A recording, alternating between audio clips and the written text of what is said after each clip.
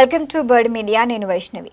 రాష్ట్ర పంచాయతీరాజ్ వ్యవస్థను దేశంలోనే ఆదర్శంగా తీర్చిదిద్ది ఇప్పుడు గిన్నీస్ బుక్ ఆఫ్ వరల్డ్ రికార్డ్స్లో స్థానం సంపాదించామని ఉప ముఖ్యమంత్రి అటవీ మరియు పంచాయతీరాజ్ శాఖ మంత్రి పవన్ కళ్యాణ్ తెలిపారు. తిరుపతి జిల్లా ముక్కవారిపల్లిలో నిర్వహించిన వీబీజీ రామ్జీ పథకాన్ని ప్రారంభించారు ఆయన. ఈ కార్యక్రమం ద్వారా గ్రామీణాభివృద్ధికి కొత్త దిశ నిర్దేశిస్తున్నామని కూడా పేర్కొన్నారు. అయితే వికసిత భారత్ 2047 లక్ష్యాన్ని సాధించేందుకు కేంద్ర ప్రభుత్వం రాష్ట్ర ప్రభుత్వం సమన్వయంతోనే ముందుకు సాగుతున్నాం. గ్రామాల అభివృద్ధే దేశ ప్రగతికి పునాది అన్నారు. మరి గిన్నీస్ బుక్లో రికార్డు రావటం కూడా వీటన్నిటికీ మరొక ఎగ్జాంపుల్ అని కూడా చెప్పారు పవన్. ఇక సభలో మాట్లాడిన పవన్ కళ్యాణ్ కేంద్ర ప్రభుత్వం ఆంధ్రప్రదేశ్కు అత్యధిక నిధులు కేటాయిస్తోంది. మరి ఆ నిధులే మేము గ్రామీణాభివృద్ధికి సమర్థవంతంగా వినియోగిస్తున్నామని కూడా తెలిపారు. అయితే వీబీజీ రామ్జీ పథకం ద్వారా గ్రామాల్లో మౌలిక సదుపాయాల విస్తరణ, ఉపాధి అవకాశాల పెంపు, నీటి సంరక్షణ, పర్యావరణ పరిరక్షణ ఇలాంటి అంశాలకు ప్రత్యేక ప్రాధాన్యం ఇస్తున్నామని కూడా చెప్పారు.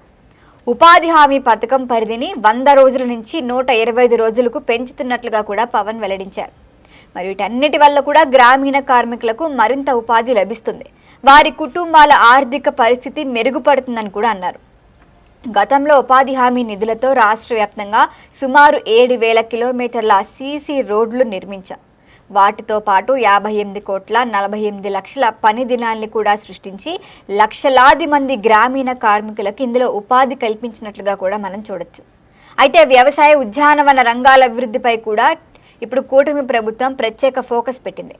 అయితే రాష్ట్రంలో 100 ఎకరాల్లో ఉద్యాన పంటల సాగును ప్రోత్సహించే ప్రణాళిక కూడా ఇందులో భాగం చేశారు. దీనివల్ల రైతులకి మంచిగా ఆదాయం పెరుగుతుంది.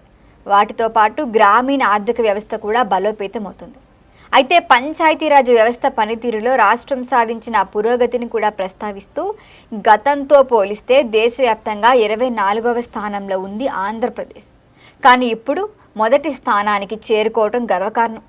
మరి ఈ విజయానికి ప్రధానమంత్రి నరేంద్ర మోదీతో పాటు ముఖ్యమంత్రి చంద్రబాబు నాయుడు అందించిన ప్రోత్సాహం, మార్గదర్శకత్వమే ప్రధాన కారణమని కూడా పవన్ అభినందించారు.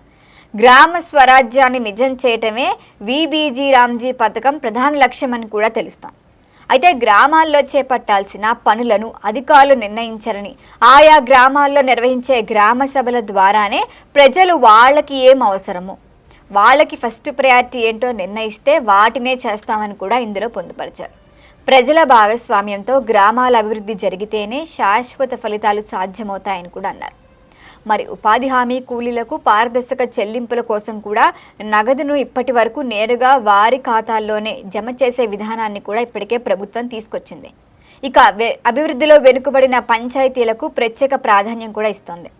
వాటికి సంబంధించి అందులోని మౌలిక సదుపాయాలు, తాగునీరు, పారిశుధ్యం, గ్రామీణ రహదారులు, సామాజిక భద్రత వంటి రంగాల్లో సమగ్ర అభివృద్ధి కూడా చేపడుతున్నారు. ఇక జలాధార వంటి కార్యక్రమాల ద్వారా కూడా భూగర్భ జలాల పరిరక్షణకి కూడా ప్రభుత్వం ప్రత్యేకంగా చూస్తోంది.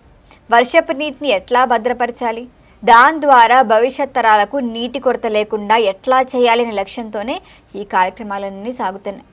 అయితే రాష్ట్ర ప్రభుత్వం 13,000కు పైగా గ్రామాల్లో గ్రామ సభలు నిర్వహించడం వల్ల గిన్నీస్ బుక్ రికార్డు సాధించడం అంటే ఏపీ పంచాయతీరాజ్ వ్యవస్థ సామర్థ్యానికి బెస్ట్ ఎగ్జాంపుల్ అని చెప్పొచ్చు. గ్రామాల అభివృద్ధి రాష్ట్ర అభివృద్ధికి పునాది. ప్రజల భాగస్వామ్యంతోనే ఏపీ దేశంలోనే ఆదర్శ రాష్ట్రంగా తీర్చిదిద్దుతారు ఖచ్చితంగా. మరి 2047 నాటికి వికసిత భారత నిర్మాణంలో ఏపీ కీలక పాత్ర పోషిస్తుందని చెప్పొచ్చు. మరి దీనిపై పవన్ కళ్యాణ్ కూడా విశ్వాసం వ్యక్తం చేశారు. దీనిపైన మరిన్ని అప్డేట్ల కోసం చూస్తూనే ఉండండి బర్డ్ మీడియా. ఈ వీడియో మీకు నచ్చినట్లయితే లైక్ చేయండి, షేర్ చేయండి, సబ్స్క్రైబ్ చేయండి. మరిన్ని అప్డేట్ల కోసం మా వాట్సాప్ ఛానల్ను ఫాలో చేయండి.